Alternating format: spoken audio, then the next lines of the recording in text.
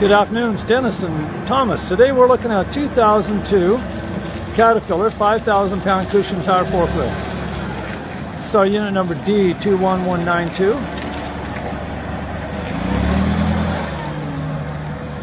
5,000 pound capacity, 187-inch three-stage mast.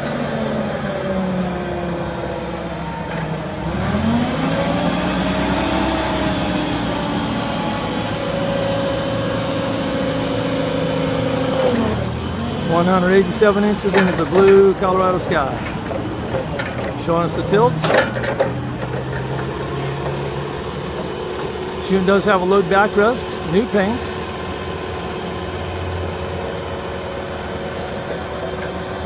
Is equipped with side shift.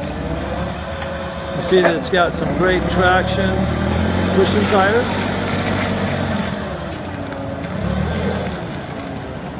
Thomas will show us the side shift, about 7 inches of side-to-side movement.